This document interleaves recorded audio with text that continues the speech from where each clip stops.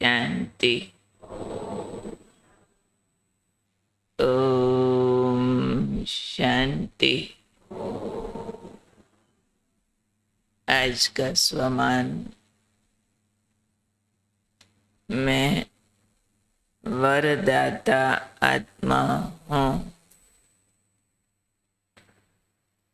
एक होता है ज्ञानदाता, यानी बाबा की बताई हुई शिक्षाएं औरों को देने वाले। दूसरा है वरदाता, ज्ञान के साथ अपनी जमा की हुई शक्ति भी देने वाले, उसको कहेंगे वरदाता है। आज बाबा ने कहा, वर्तमान समय निर्बल आत्माओं में इतना बल नहीं है, इतनी शक्ति नहीं है जो हाई जंप दे सकें। उन्हें एक्स्ट्रा फोर्स चाहिए। हाई जंप दे सकें का अर्थ क्या है?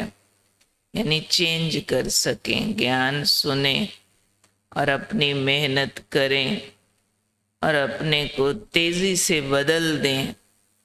आजकल बाबा ने कहा, आत्माएं जो आ रही हैं वो कमजोर आ रही हैं, उनमें अपने आप को परिवर्तन करने का इतना बल नहीं है जो खुद ही हाई जंप दें। तो उनको एक्स्ट्रा फोर्स की ज़रूरत है। वो एक्स्ट्रा फोर्स कहाँ से आएगा? तो बाबा ने कहा, आप जो पुरातन रतन हो, आप विशेष आत्माएं, अपने में विशेष शक्ति भर करके उनको शक्तियों का सहयोग दो, एक्स्ट्रा फोर्स भरो उनमें, उनको हाई जंप दिलाओ। ये काम आप करो। कैसे करेंगे? अपने में एक्स्ट्रा शक्तियां भर करके।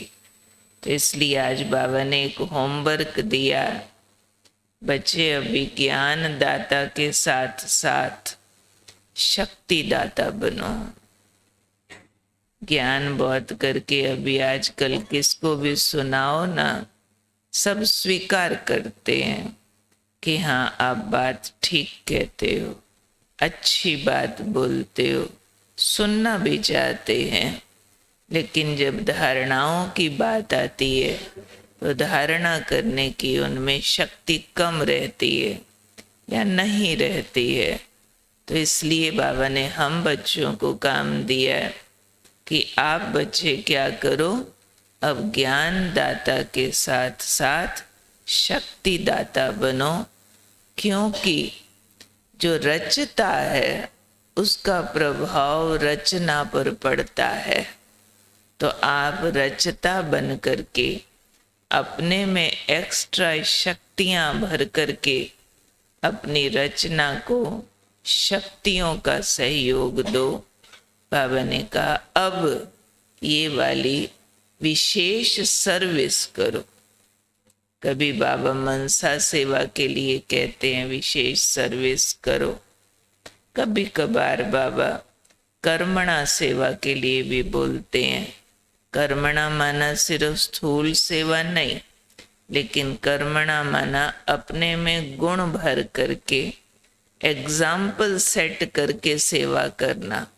यानी अपना दृष्टांत दे करके कि हमने ये गुण धारण किए हैं, तो आपके कर्मों से, व्यवहार से वो गुण प्रकट हो और उससे अन्य आत्माओं को बल मिले। कभी बाबा इसकी शिक्षा देते हैं।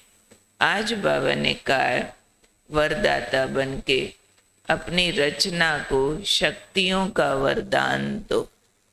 इस चीज की अभी सख्त जरूरत है।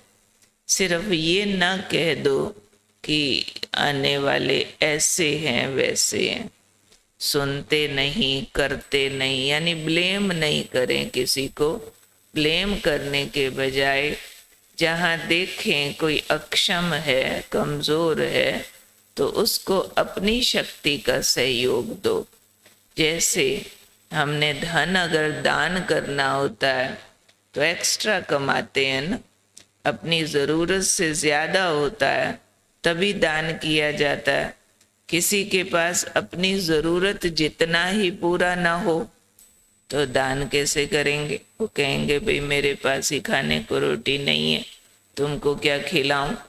ऐसे ही बाबा ने कहा अपनी ज़रूरत से अधिक शक्तियां हो, जितना अपने पुरुषार्थ को संपूर्ण कर सको, अपने को आगे बढ़ा सको, उससे अधिक बल आपके पास होगा तो दूसरों को मदद कर सकोगे। अगर अपनी ही कमजोरियां खत्म नहीं हुई हैं, अपने में ही बल की सख्त ज़रूरत है, वो तो फिर अपने को दूसरों से ज़रूरत हो गई। तो ऐसा ना हो जाए खुद का दूसरे का इलाज करने और खुद बीमार हो जाए, ऐसा भी ना हो ना। तो इसलिए आज बाबा ने कुल मिला के ये इशारा दिया कि अभी शक्तियों का स्टॉक भरो, एक्स्ट्रा बल जमा करो। कैसे करते हैं वो जमा? अभ्यास से। दो तरह का अभ्यास, एक अभ्यास मनसा में किया जाता है, दूसरा अभ्यास व्यवहार में किया जाता है। मनसा में किया गया व्यवहार इंस्पिरेशन देता है, और जब हम व्यवहार में उस अभ्यास को ले आते हैं तो व्यवहार से संस्कार बनता है, तो वो हमारी पावर बन जाती है। तो हम सब योग में बैठकर तो अनुभव करते हैं, अच्छे अच्छे भी करते हैं, लेकिन अब कर्म योग भी साथ में चाहिए। कर्म योग से हमारा जो अनुभव है वो बल बन जाएगा, हमारी पावर, हमारा संस्कार बन जाएगा। तो आज क्या याद रखना है? कौन हूँ मैं हूँ वरदाता आत्मा। क्या करने वाली? अपनी शक्तियों के स्टॉक से अपनी रचना में एक्स्ट्रा शक्तियों का बल भरने वाली, जिससे वो हाई जंप दे सकें, और वरदाता बनने वाली। सिर्फ ज्ञानदाता बनने वाली नहीं, शक्तियों का वरदान देकर अपनी रचना को आगे बढ़ाने वाली। तो ये हमने इस नज़रिए से सारी सृष्टि की आत्माओं को देखना है कि मैं हूँ मास्टर रचता, ये है मेरी रचना। जैसे माँ बाप कमज़ोर बच्चे को देखते हैं तो कितना उनको दिन रात ध्यान रहता है और जोर लगाते रहते हैं कि इस बच्चे की शक्ति कैसे बढ़े, कैसे बढ़े, कैसे बढ़े। अपना कुछ भी लगाने को तैयार हो जाते हैं अपनी रचना की शक्ति बढ़ाने के लिए।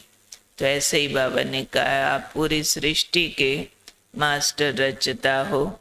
तो जो भी कमज़ोर आत्माएं संपर्क में आए उनको ब्लेम नहीं करो, उनको सिर्फ लेबल नहीं करो, सुनते नहीं, करते नहीं, मानते नहीं, लेबल नहीं करो, लेकिन सहयोग दो, बल दो। अपना कमाया हुआ, अपना जमा किया हुआ बल उन आत्माओं को हमें वरदान रूप में देना है। तो मैं कौन हूँ? वरदाता आत्मा। याद की यात्रा का थीम हमारा क्या चल रहा है जी? आलस्य और अलबेलेपन का त्याग। आज के महावाक्य।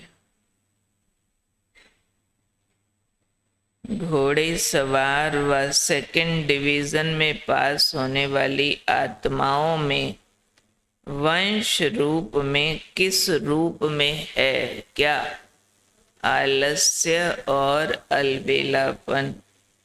पहले कल महारथियों का बताया था, उनमें अंश रूप में है।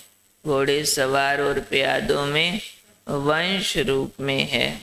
तो घोड़े सवार व सेकंड डिवीजन में पास होने वाली आत्माओं में वंश रूप में किस रूप में है? उसका रूप क्या है?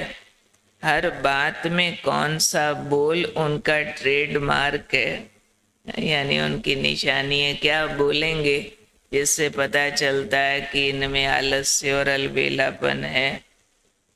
आलस्य और अलबेलेपन के शब्द कौन से हैं? वह सदैव अपने को सेफ रखने की पॉइंट देने में व बातें बनाने में बड़े प्रवीण होते हैं। जो घोड़े सवार और प्यादे हैं, महारथी यानी फर्स्ट क्लास आत्माएं, घोड़े सवार सेकंड क्लास, प्यादे थर्ड क्लास।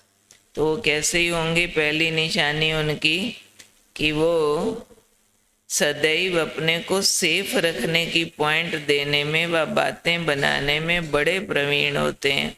स्वयं को निर्दोष और दूसरों पर दोष रखने में फुर्त होते हैं। लॉयर्स होते हैं, एक लॉयर्स होता है झूठ बोलने वाले, एक लॉयर्स है वकील, तो दोनों ही होते हैं। लॉयर्स होते हैं लेकिन लॉफुल नहीं होते। जैसे लॉयर्स झूठे केस को सच्चा सिद्ध कर निर्दोषी को दोषी बना देते हैं, वैसे ही सेकंड डिवीज़न वाले कभी भी अपने दोष को जानते हुए भी स्वयं को दोषी प्रसिद्ध नहीं करेंगे। इसलिए लॉयर्स हैं लेकिन लॉफुल नहीं हैं। ऐसे के ट्रेडमार्क बोल सदैव यही निकलेंगे कि मैंने ये किया क्या, मैंने ये बोला क्या, मेरे मन में तो कुछ था ही नहीं, निकल गया तो फिर क्या हुआ। अपने को एक्सक्यूज करते रहेंगे, माफ करते रहेंगे। हो गया तो फिर क्या हुआ, ठीक कर दूंगा।